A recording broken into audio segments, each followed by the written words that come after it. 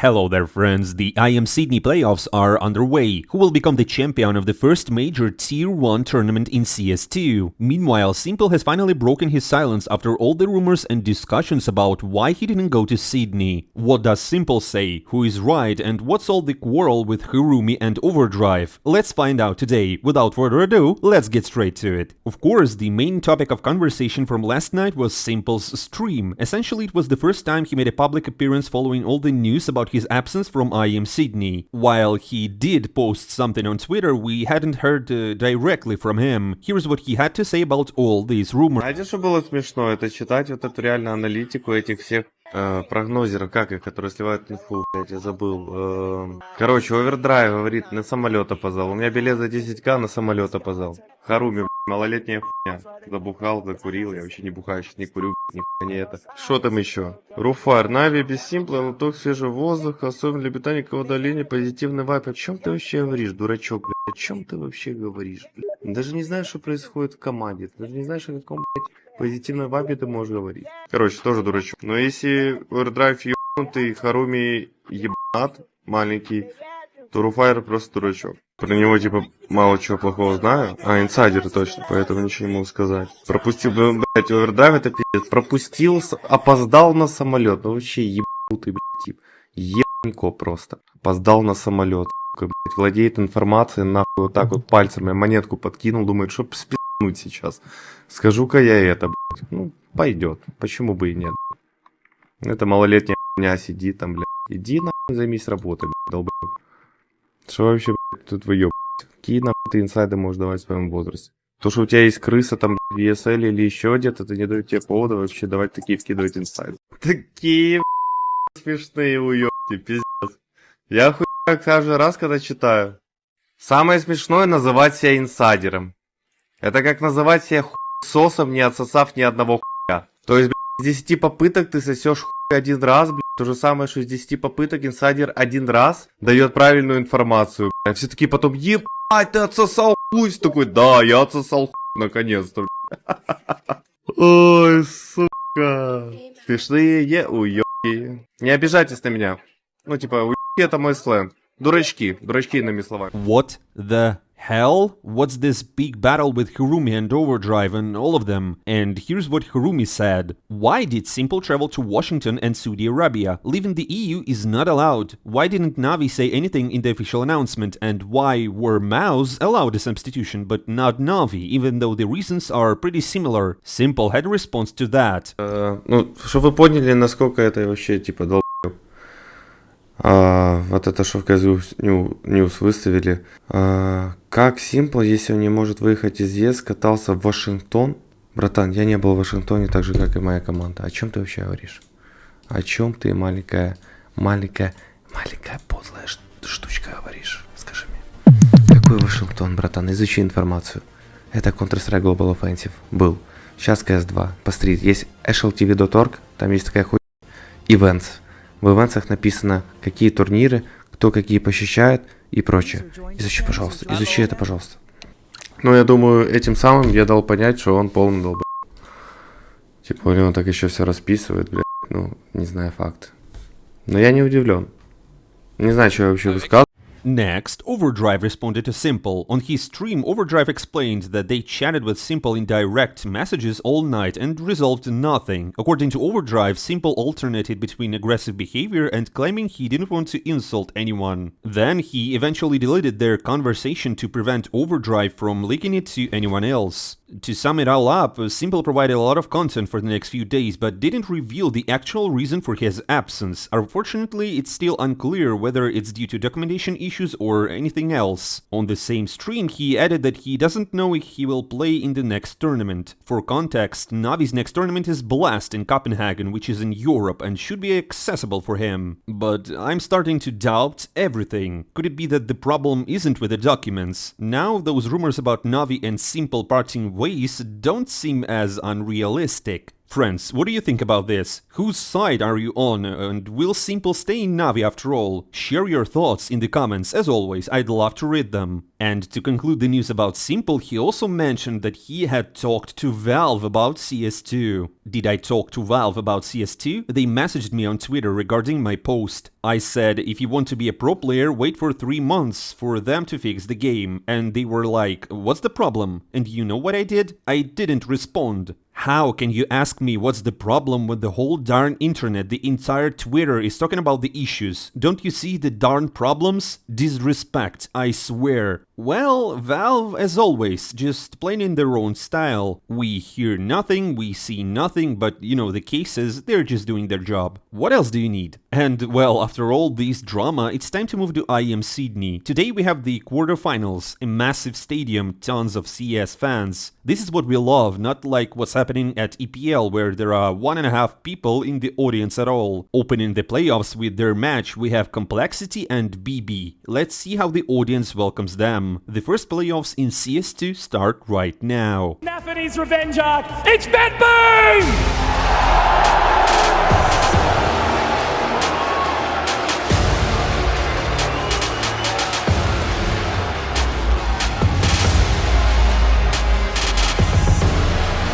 Give it up for Complexity!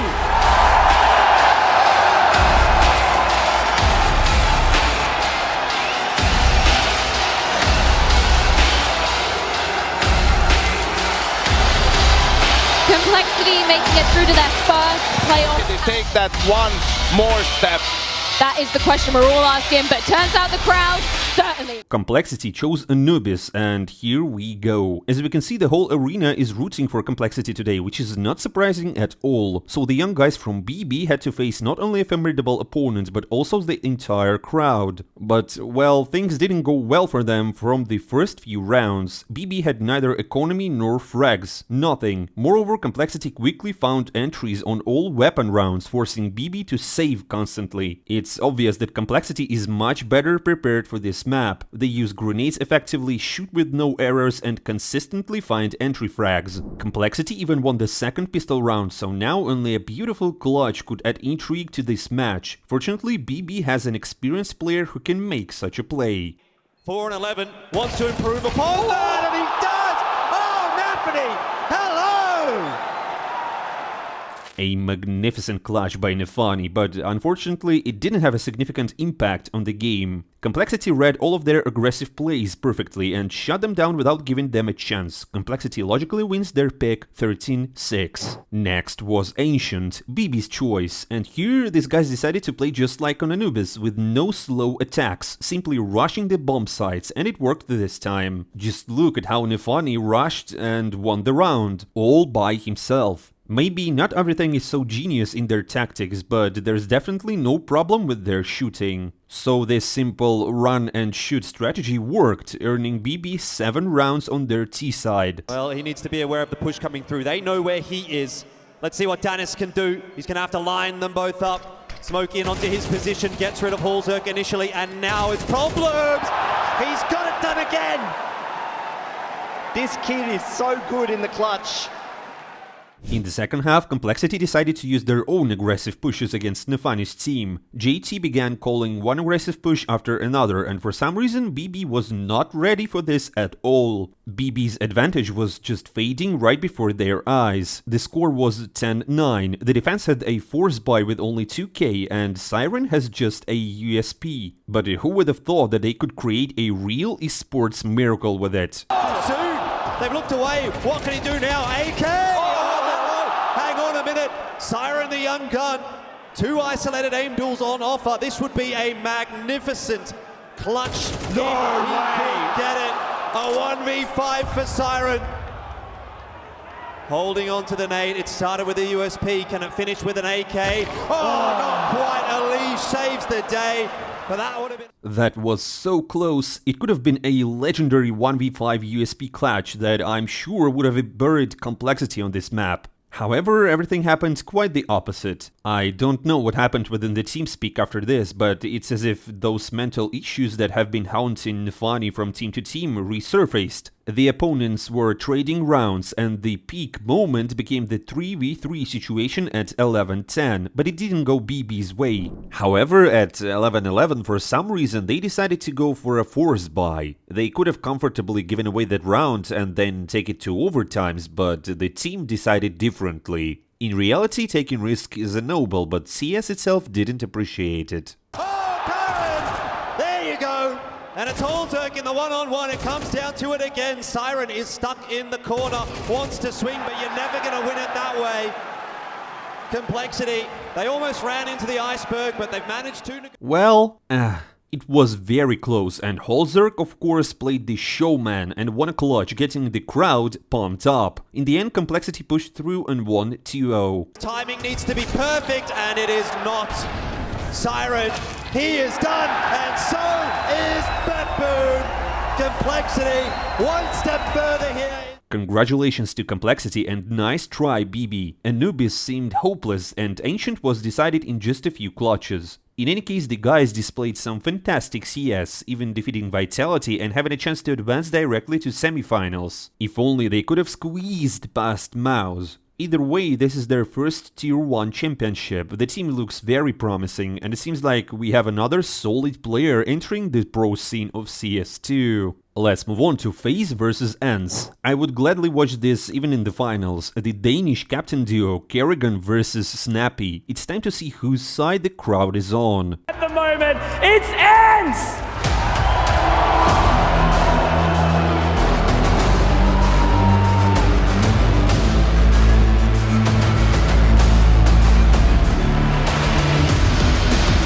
Taking to the stage, coming into the arena with Storm, Yanko. Yes, Tracy, call Ence, the team that plays. It is Faze Clan!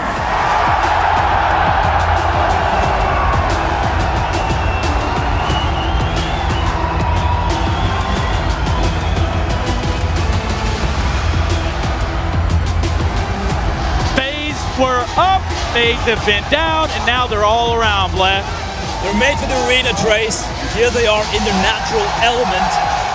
Well, Ence is in for a tough time. They even have to start on the opponent's map pick against the entire crowd. But Snappy, who is no stranger to such situations, is leading his team to the semifinals and they started pretty well, taking a 3-0 lead. However, as soon as Faze got the money on their T side, they began to break through the defense quite easily. Ence's attempts to hold back Faze weren't successful. They were losing entry battles and at times players like Robs would sneak through B unnoticed. A lurker's dream come true. He spent his whole life waiting in the vents for the attack and they just never expect him. It got to the point where even Ence's players couldn't understand how they were getting outplayed so badly. They were not playing against yesterday's Nico, but against Faze, who are wreaking havoc in CS2. Yeah.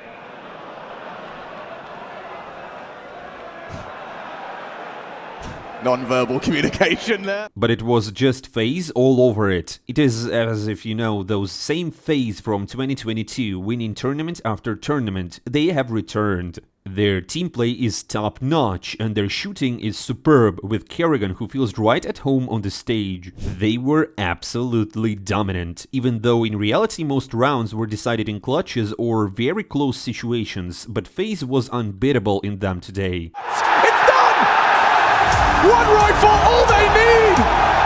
And Faze, start as they mean to go on in the playoffs! Ence's next pick was Anubis. Maybe things will go better on their home turf. And well, I wouldn't say that. Ence seems to have had some tough luck at this tournament. In the previous stage they encountered the unbeatable Nico who single-handedly shut them down in the first half. And today Twists attacked them and pretty much did the same. This monster didn't give them a single chance for a comeback. Twists annihilated them without even breaking a sweat. Yeah. Oh, Twists! Controls the spray, brings the fight into the car! He just wants to take off! Twists! Massacres Ence to keep the sheet clean! It's beautiful! 12! What a way! It's both funny and sad because I really like Ence and I hope they would put up more of a fight, but it didn't happen in the end. Faze is just too strong. In the end there was only one question left. Would it be 13-0 or would Ence spoil this historic moment? Nerd, Carrigan gets away, Brokey as well, clocked with one, good shots on the Glock but still hits his.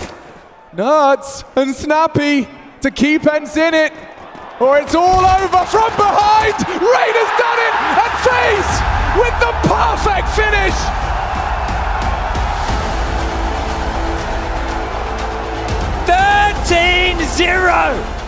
And here we go, ladies and gentlemen, this is the first 13-0 in the history of Tier 1 tournaments in CS2. Thanks, Ence, for not ruining it. Faze, the kings on the stage. Carrigan just knows how to work with the audience and the team in such an atmosphere. Just yesterday he was on the brink of losing to NAVI with the coach playing instead of Simple, and today he demolished Ence 13-0. This was quite a turnaround. Friends, here's the playoff brackets with the results. It seems very likely that we'll see a Faze vs G2 final. I think the crowd will be thrilled. People really like Faze over here, and G2 has an Australian player on their team. I personally look forward to such a final, and whether it happens or not, we'll find out soon. Thanks for watching, guys. Don't forget to subscribe to the channel and leave a like. I'm not saying goodbye for a long time. See you soon.